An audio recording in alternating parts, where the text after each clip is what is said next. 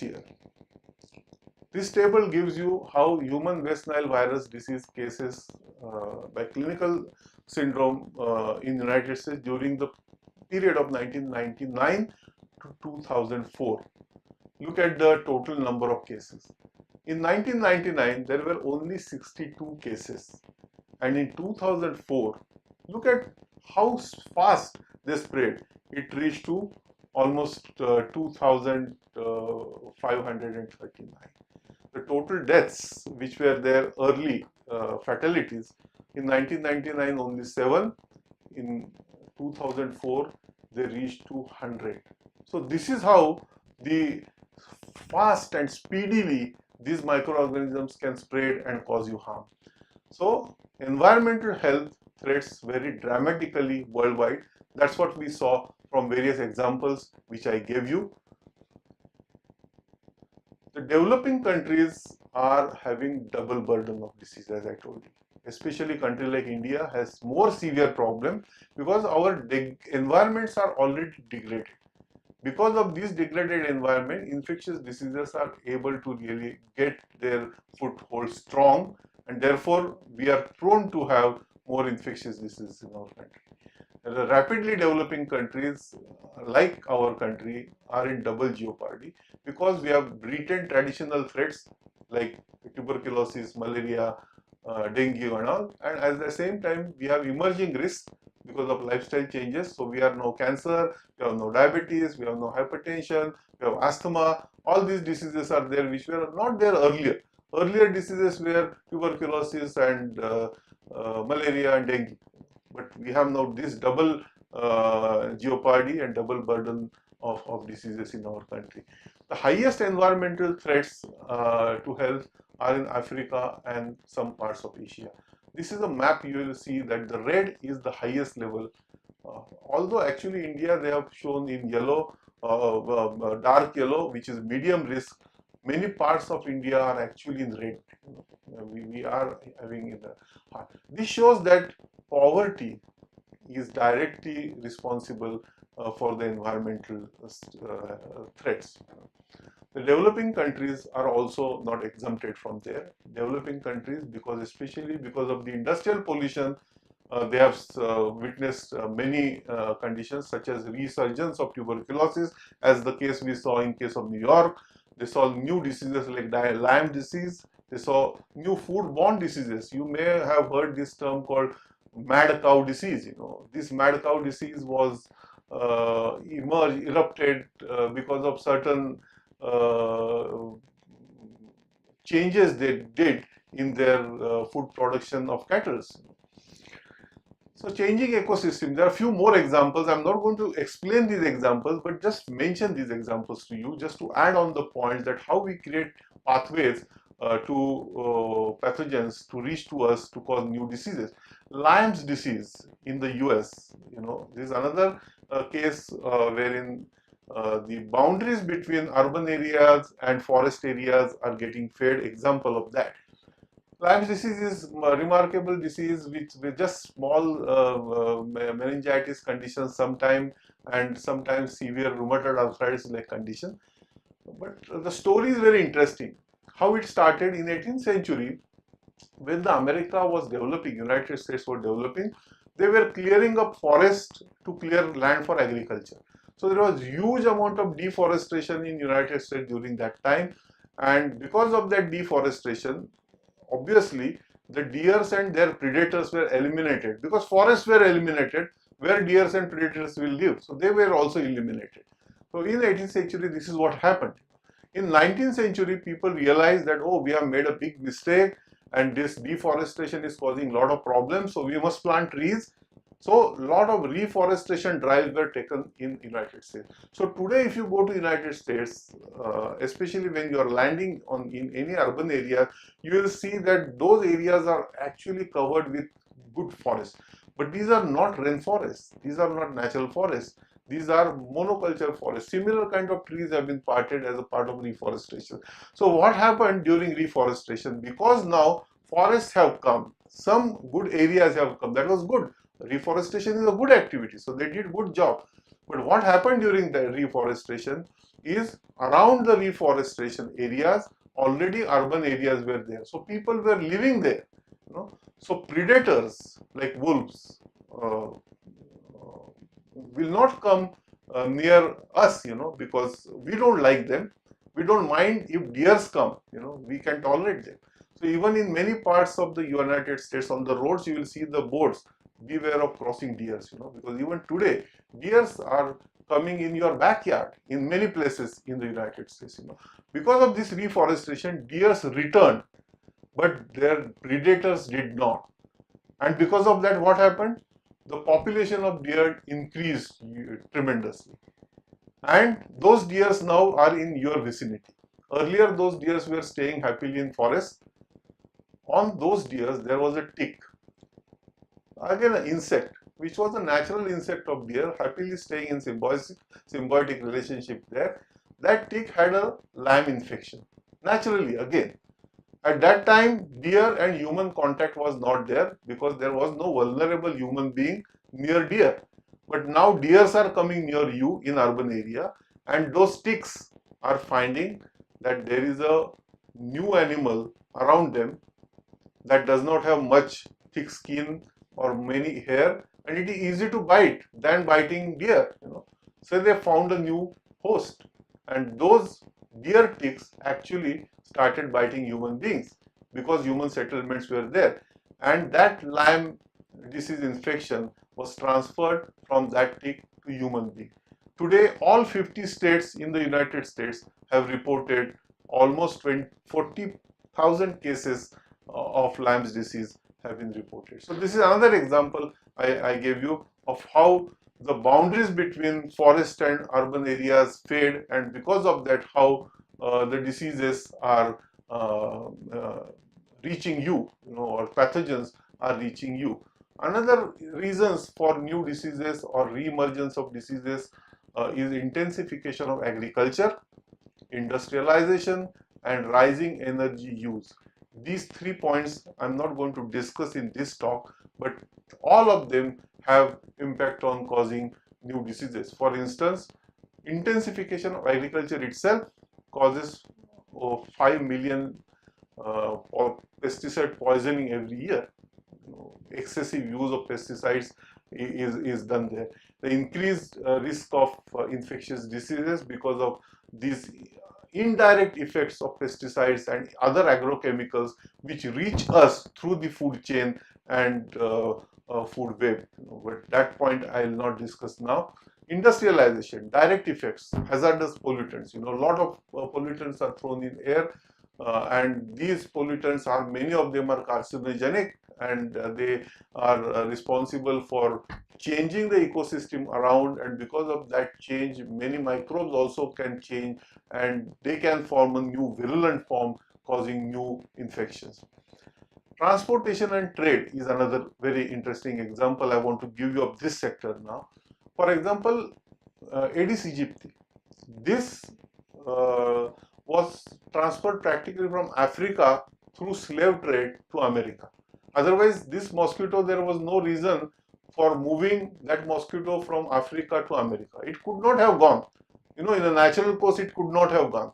It went to America through slave trade. It went to America because of that kind of a new trade, and especially the tires, which were transferred from countries to countries. These tires are West tires, are very good sources of mosquito breeding. Mosquitoes can breed inside that space which is there in that rubber tire.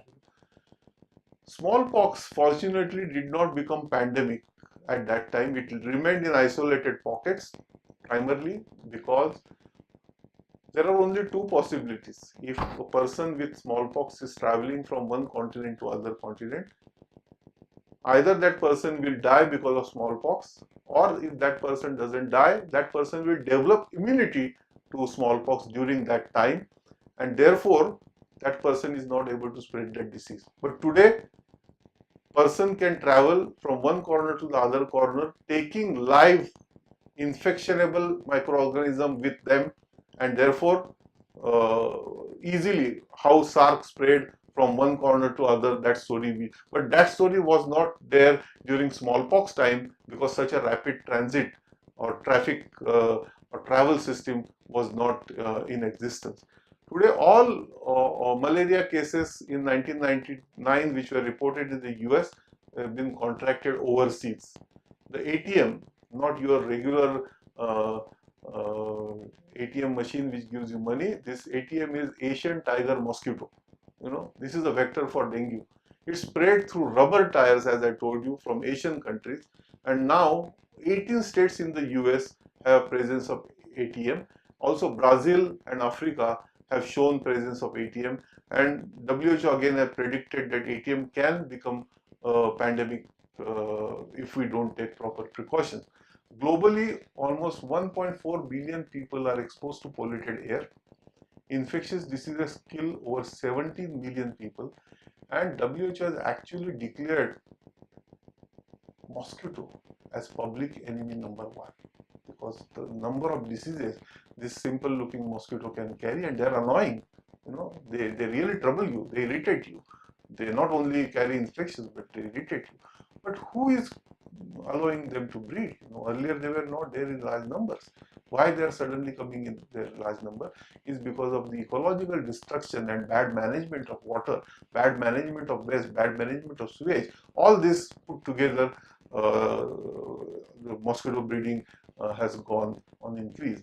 And there is one principle which is accepted all over the world, that poor are the most affected for the changes in environmental impacts.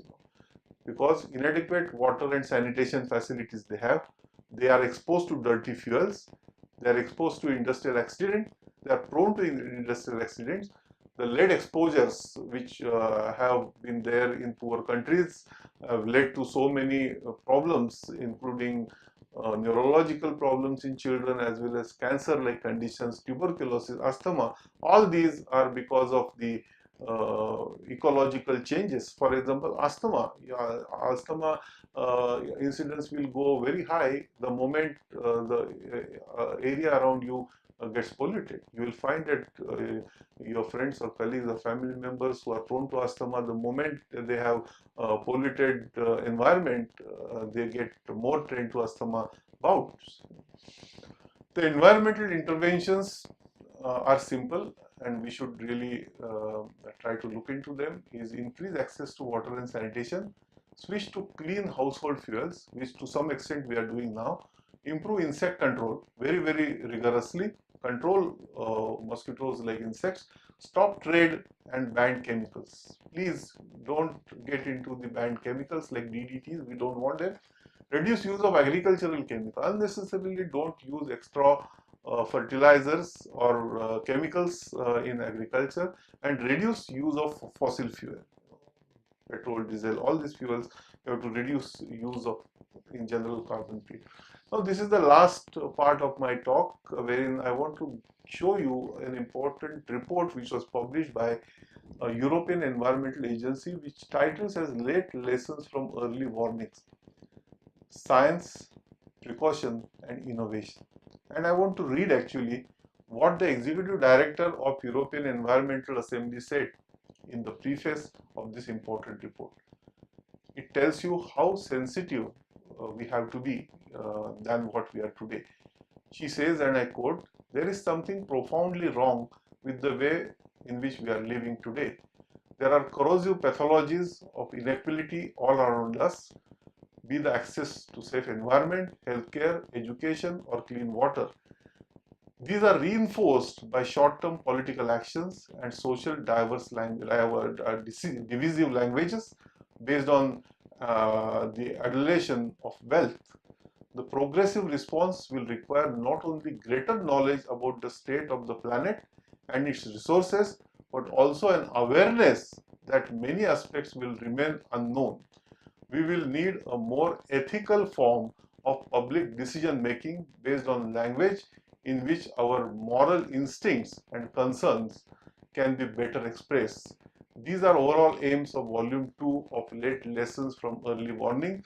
And for all those who are listening to this talk, I advise that you should really read this published report by European Environmental Agency, Late Lessons from Early Warning. We are faced by market economy and market society all around us, because the environment, why earlier people used to think that protecting environment or environmental causes protection or conservation or pollution prevention is something which is expensive and we don't want to do it. But now the mindset is changing. Now industries are also understanding that unless they protect environment, the sustainability of their business will not remain. So the industries are becoming more sensitive, and the responsible industries are coming into environmental protection. But there is still industry which causes, influences decision making in public health. For example, if you take example of smoking, you will be surprised to know that scientists have been responsible for telling or confusing people that don't worry, passive smoking is not harmful for health. There was a systematic review which showed that peer-reviewed or not peer-reviewed articles published by scientists actually showed that you don't have to worry about passive smoking. It is not harmful to you, which is not the case.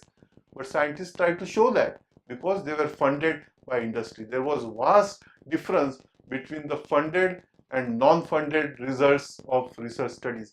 And therefore, this report which I showed you actually says that so far scientists have worked more for industry and less for people. This is the essence of this report, and I'm sure you will love reading that report to know how these environmental pathways are important to protect our health. We must understand as scientists or students of science that today's knowledge, what we have, is just this small core you see in the white diagram. Just little bit of that we know. The tomorrow's knowledge, which is shown in the light green, we don't know. And we absolutely don't know what are the surprises which we have in the discoveries. We don't know. So our today's knowledge is very limited. We should not take all the decision only based on today's knowledge, and we should not undermine the wisdom and experience of people. And scientific ethics are of vital importance in environment of health or environment and health. It is the quote which was made by Senator Mussel Hearing when he was talking about air pollution, said it is not just a mistake for public health agencies to cooperate and collaborate with industries in investigating and deciding whether public health is in danger. This question we cannot ask to industries whether public health is in danger. If they are responsible for putting it in danger, you cannot ask them question. It is a direct abrogation and violation of the duties and responsibilities of those public health organizations. These statements may sound strong, but these statements are made by very, very responsible people who are looked into very high in scientific and political esteem. I will end my lecture by showing you this last slide. What you see here on the screen is a picture of a very good book which we known as Silent Spring by Rachel Carson. Rachel Carson was the first one who raised voice in 1964 against growing industrial pollution, and she was in minority at that time. Silent Spring, the book she wrote, is a beautiful book, and I recommend that you should really read that. And I would end my talk by quoting a very interesting line from Panchatantra. I love Panchatantra. You should also read Panchatantra. Very, very small stories with a very, very effective moral at the end, based on, again, animals, So very, very close to environment and wild. By cutting trees and by creating mud of blood, if one aspires to get heaven, what could be the ways to go to hell? I think we need introspection to understand better what are the environmental pathways to health or disease. It is in our hand. We can go by protecting environment on a healthy path, or if we deteriorate, destruct environment, disrespect environment, we have diseases path, which today is more predominant than the health path. And it is our responsibility as students, as teachers also, to build stronger roads and stronger pathways which will go to health, and that will happen when we strengthen environment. Thank you.